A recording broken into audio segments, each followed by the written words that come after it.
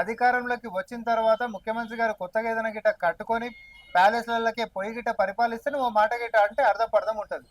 ఆయన ప్రతిపక్షంలో ఉంటున్నటువంటి ఇంటి నుంచే ముఖ్యమంత్రి అయినా కూడా ఖర్చులు తగ్గించుకుంటా ఇంకో దగ్గరికి ముఖ్యమంత్రి పోవాలన్నా కూడా అవన్నీ కూడా ఎందుకు పొద్దున్నే 8 గంటలకు కూడా ప్రజా సమస్యల మీద మనం కూర్చోవాలని చెప్పి అధికారులను కూడా ఇంటికాడికి పిలిపించుకొని మరి 8 గంటల నుంచే రివ్యూలు చేస్తున్నటువంటి ఒక క్రెడిట్స్ ఈరోజు ముఖ్యమంత్రి రేవంత్ రెడ్డి గారికి ఉంటే ఈరోజు కుళ్ళుతో మాట్లాడుతున్నటువంటి హరీష్ రావు గారు కమాండ్ కంట్రోల్ సెంటర్ అనేటటువంటిది ప్రభుత్వ కార్యాలయం కిందకి రాదా?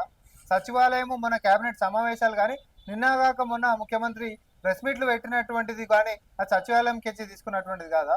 ఏ ప్రభుత్వ పథకమైనా కూడా చర్చలేమో అసెంబ్లీలో, పథకాలకు సంబంధించినటువంటి రూపకల్పన సచివాలయంలో, సమీక్షలన్నీ కూడా కమాండ్ కంట్రోల్ సెంటర్లో.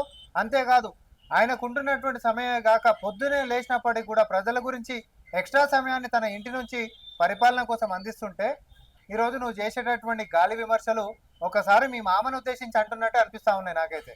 ఎందుకనంటే ఈ రోజు కూడా ప్యాలెస్ లాంటివి ఆయన యొక్క ఫామ్ హౌస్లోనే పండుకొని ఈరోజు ప్రతిపక్ష నాయకుడు అనేటటువంటిది మర్చిపోయి ఒకరోజు కూడా అసెంబ్లీకి రాకుండా గతంలో అధికారంలో ఉన్నప్పుడు ముఖ్యమంత్రి లెక్క పొలానికి చుట్టుముట్టు కడీలేస్తే ఎట్లయితే ఉంటాయో కడీలు ఉంటాయో అట్లా పోలీసు వాళ్ళని పహారా పెట్టి చుట్టుముట్టు గ్రామ ప్రజలకి ఐడి కార్డులు ఇచ్చారు. దేనికోసం ఇచ్చారండి? ఈరోజు పాలస్తీనా ఇజ్రాయెల్ మధ్యలో పోలీసు వాళ్ళు బ్యారికేడ్లు వేసి అక్కడోడు ఇక్కడ ఇక్కడోడు అక్కడ రానియకుండా ఏదైతే పకడ్బందీ చెకప్లు చేస్తారో సేమ్ అట్లనే ఊర్లో వాళ్ళ సొంత ఇళ్లకి రావాలి అని అంటే ఐడి కార్డులు ఇచ్చేసి పోలీసుల యొక్క బ్యారికేడ్లు దాటొచ్చేటటువంటి పరిస్థితి, అరాచకపు పరిపాలన మీ అప్పుడు ఉండే.